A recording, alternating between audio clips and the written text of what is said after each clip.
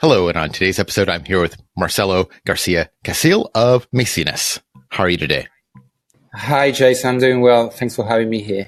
So could you tell me a little bit about the problem you're trying to solve with this project? Sure. So Maecenas is essentially trying to help more people invest in art. And when I say invest in art, I don't mean just purchasing art that you like to have hanging on your wall. Is really taking art from a financial angle and thinking about making an investment and having art in your portfolio. So right now, the type of artworks that are considered to be investment grade, they are worth in the $1 million range and more. Typically, a good Picasso would go for 40 or 50 million. So obviously that prices out almost everyone excepting for the ultra rich. So what we're trying to do is by using blockchain, which is a very efficient technology to fractionalize ownership and track ownership of assets, we're trying to reduce the cost and allow people to invest in the same type of artworks that are now exclusively accessible to a select few, but in the dollar value amount that they can afford. So throughout Maecenas, people can say invest $1,000, $2,000 into artworks that are worth more than $1 million.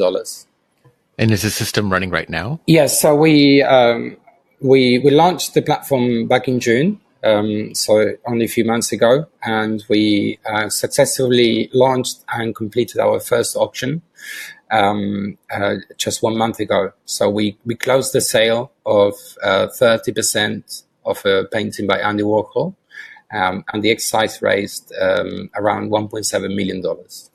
So the Andy Warhol painting, what happened to that painting? Where is it now?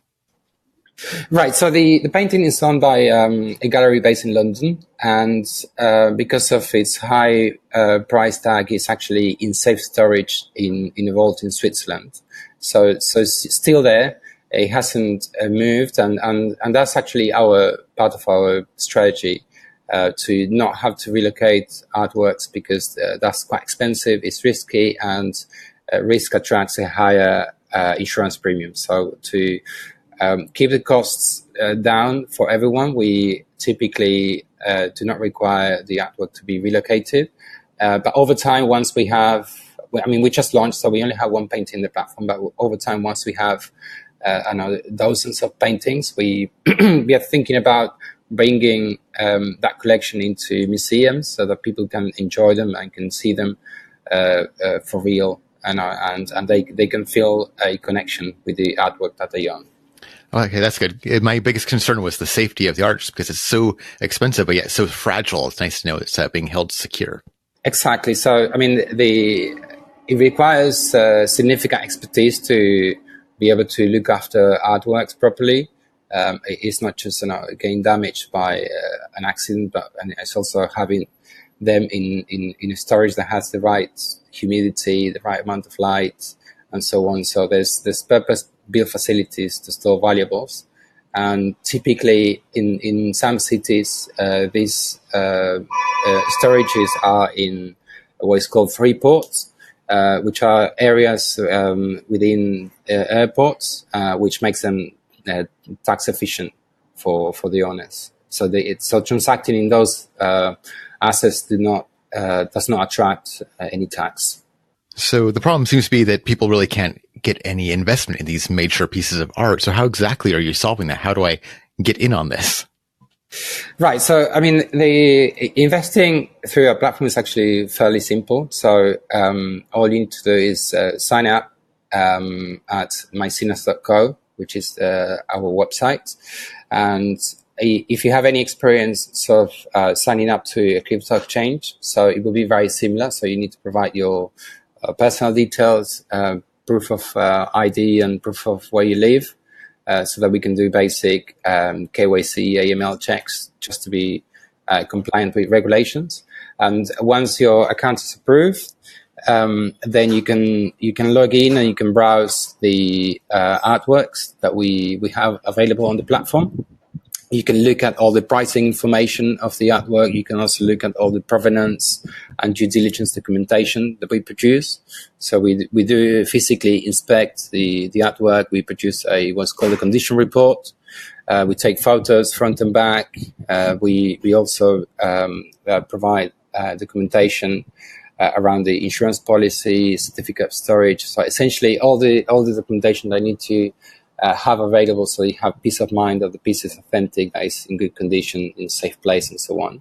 And once you make up your mind that this is a good investment for you, you click on invest, and then you choose how much money you want to invest. So you express that typically in dollar value, but it could be, I'm not saying euro or in pound, depending on the location of the artwork.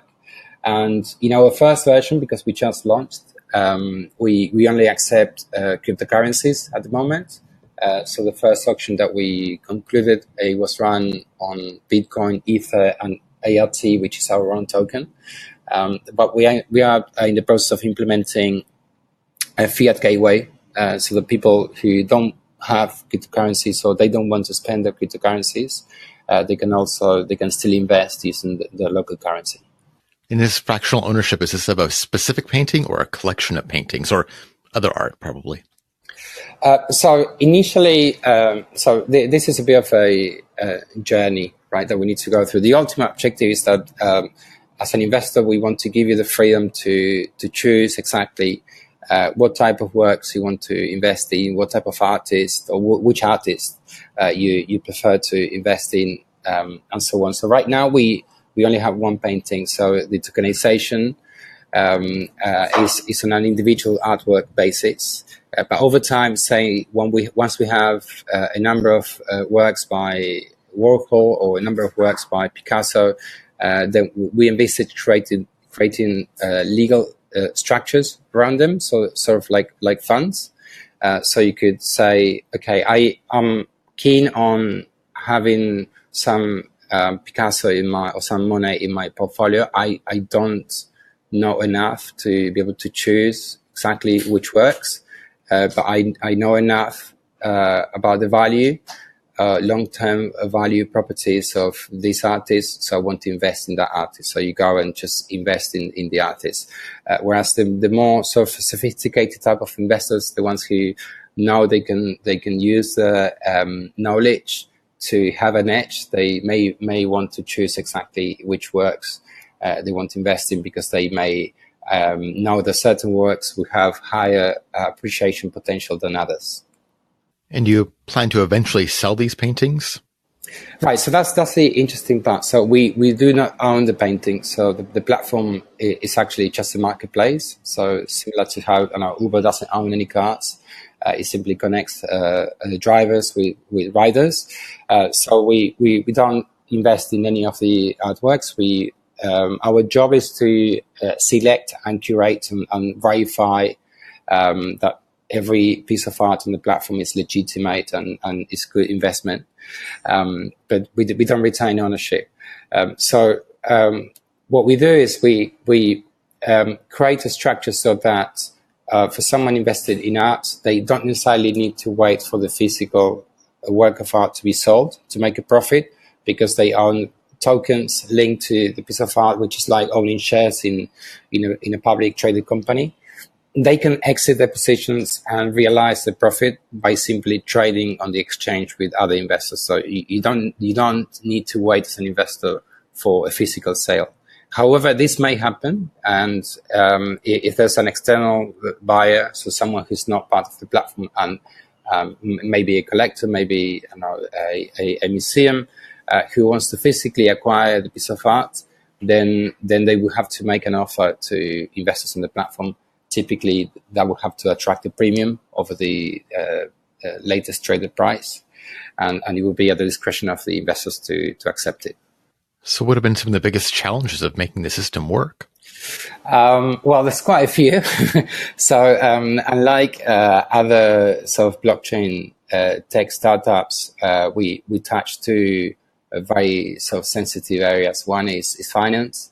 So the moment you mention finance, you talk about regulation, you're talking about legal structures, securities. So that requires compliance. That requires having a significance of in-house legal/finance capability, and when you add in blockchain into that, you're not doing just traditional finance. You're doing sort of this gray area type of finance that regulators are still trying to get their heads around. So it's a kind of a very dynamic environment, and things don't move as fast in regulation as they move in tech. So that's a big challenge that we have, because we have to marry these two worlds, which are very different. And then, in addition to that, we're dealing with art. So art in itself presents its own challenges. It's a niche industry, and it's controlled by a handful of players who are not very welcoming of new joiners. To put it in a polite way, and also it's an industry that it's driven. It runs on reputation, but it also has a lot of kind of negative stories around art dealers charging astronomical commissions just because they hold information that others don't. Investors being exposed to fraud, being exposed to purchasing paintings which are not authentic. So it's considered a high risk market. So we're dealing with a high risk market, which is the art, a high risk market, which is cryptocurrencies, and we also in finance. So we actually have a lot of hurdles in terms of legal regulation, finance, which means that as a startup, we're not always able to move as fast as we would like. So, I mean, while this all sounds quite negative, actually, once we sort of crack the problems, that actually gives us a competitive advantage, because it's harder for other startups to compete with us, because they will have to inevitably go through the same sort of pain that we're going through. So that's why, maybe unlike other startups who may conceptualize an idea and then release a beta within months, it took us actually a few years. So the company was founded around 4 years ago, and we just went live 3 months ago. So that sort of tells you the amount of work that had to go into this. I've done so many interviews. I think I've done over 100 interviews now, and I ask the same question to every entrepreneur and founder about the challenges you're facing. You're the first one that really acknowledged what the purpose of that question is. It's really your moat. Like I've had people come on here and they just say, we've had no real challenges. Everything's been a breeze. But then your competition they'll just come and stomp on you. Like, if there's challenges, that's what's going to keep you safe from the competition. Yeah, absolutely. And I think another challenge, which I think is probably more sort of common to all startups and most of them, has to do with innovation in itself. So what our sort of proposition is something completely new that doesn't exist. And the fact that we need to explain it means that most people would not be comfortable using it. So if you think about art, typically you imagine like the art itself physically, and you imagine you having physical access to it. So what we are proposing is essentially art without the artistic part. So art as an asset, art as an investment. So that's a concept that doesn't sit well with everyone. So there's a lot of education that we need to do to explain to our potential clients the value of that approach and how it's actually helping them, because they can access a type of art that otherwise they couldn't access. And also we're simplifying and removing all the complexities around purchasing, storing and maintaining that type of art, which is not something that the average investor can do. So how has the art world reacted to this, specifically the dealers? The dealers in particular, they're very skeptical. And I think that's because they are the ones being disrupted. Is exactly the dealers. The other sort of participants that we've spoken to, and we've spoken with almost everyone in the many years that we've been trying to validate and tweak our product, so that we wanted to make sure that it had a good fit with the market. So, for instance, auction houses, they like what we're doing. They at least that's what they say. They demonstrated interest. I personally have spoken with both representatives of Sotheby's and Christie's, the two largest auction houses. With Christie's in particular, I think we sort of have a closer relationship. They invited me to speak at a blockchain event they hosted in London in July. So I was one of the speakers at this day-long event, which was really good. And they seem to be enthusiastic. I mean, obviously, I take it with a pinch of salt. I mean, this is marketing for them more than a real sort of business strategy. But at least it's good to see that they acknowledge the existence of blockchain, and that's this real opportunities. And they like to keep an eye on the companies that are sort of trying to do something with it.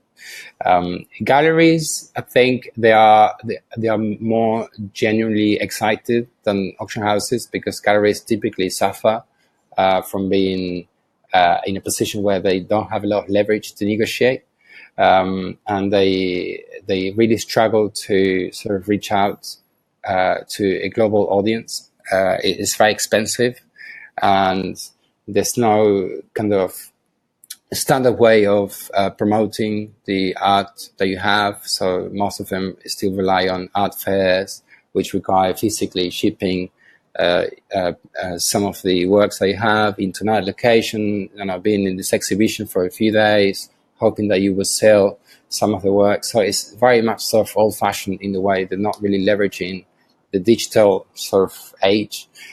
So they see Maecenas as a channel that they could use potentially to sort of not have to worry about the logistics, not have to worry about the marketing, the promotion, and simply really just focus on what they're good at, which is finding good artists, and making sure they choose the best artworks, and essentially building the brand. So I think I would say the market is receptive of what we're doing, but it's also very cautious, right? The market is a hugely conservative one, so it's not one that's is popular for embracing innovation. So we need to be patient, and I'm fully conscious that we are at the very beginning of a very long journey of education, adoption, and hopefully eventually mass adoption. Well, definitely is something that has a lot of excitement. I feel like every meetup or event that I go to here in Seattle, someone's talking about this kind of thing of tokenizing artwork. Yeah, okay. That's interesting. I mean, it's 1 year ago, it was completely different. So I had to even explain what tokenization meant. So it's good to hear that times are changing, and there's more sort of community interest in this type of thing. So what are your plans for the future going forward?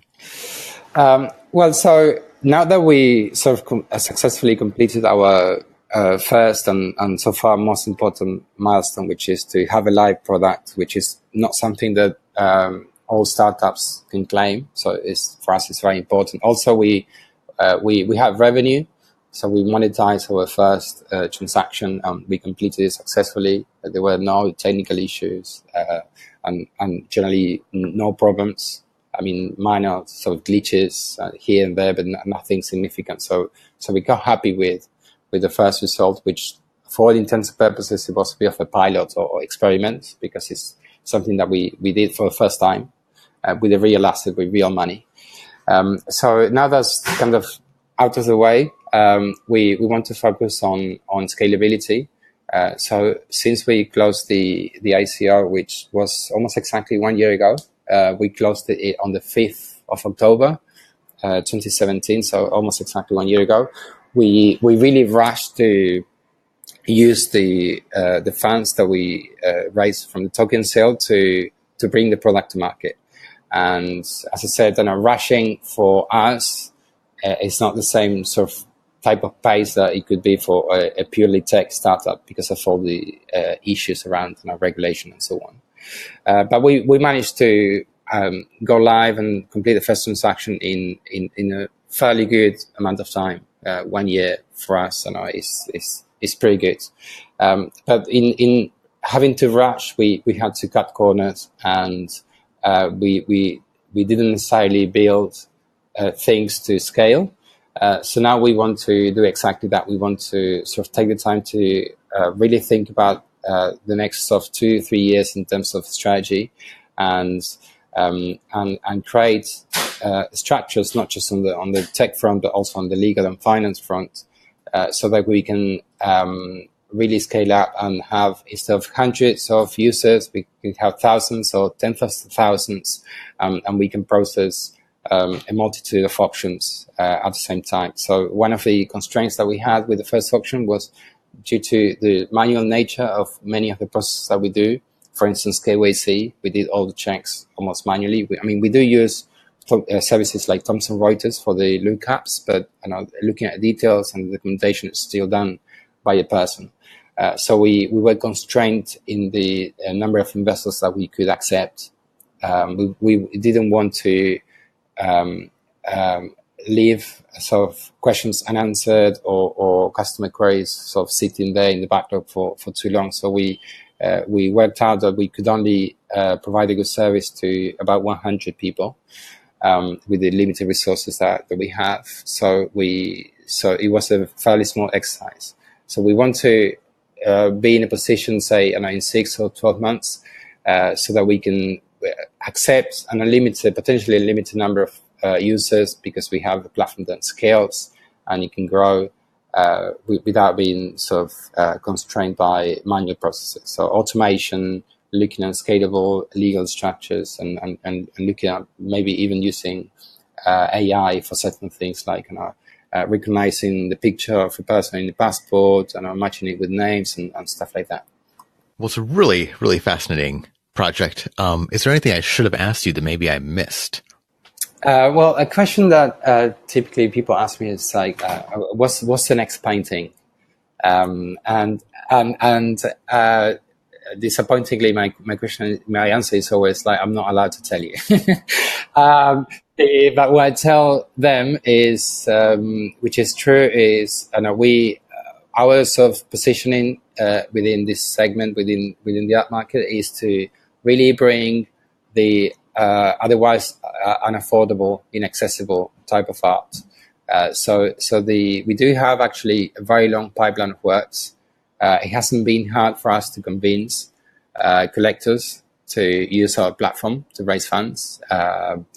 It's actually harder to convince investors why they should invest in us, why they should trust us with their money, because we are a new company.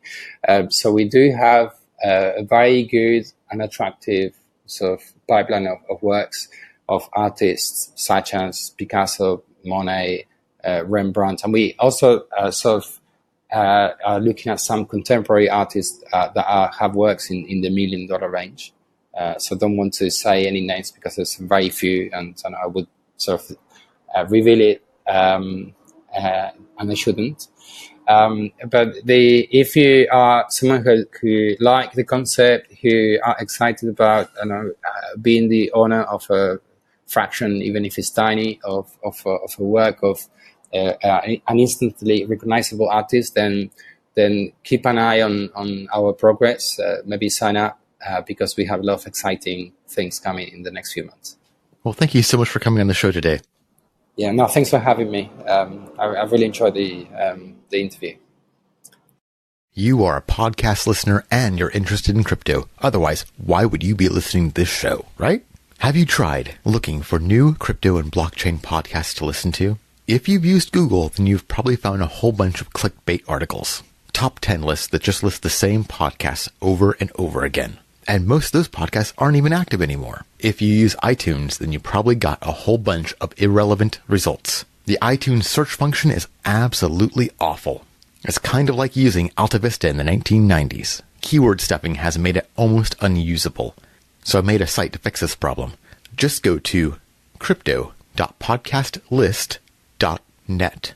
On the site, you will find a comprehensive list of all the active podcasts covering the blockchain, cryptocurrency, and other decentralization technologies. This is not a curated list of my favorite shows. This list is intended to be complete. I want to list every single show that is focused on this industry. I've got about 75 active shows on the list already. Please let me know if I have missed any shows. This list is also covered by a Creative Commons license, so feel free to reuse it and share it. Check out crypto.podcastlist.net if you are looking for new crypto and blockchain podcasts. And if you have your own show, please check and make sure you are listed. Once again, the site is crypto.podcastlist.net. Please check it out and tell me what you think.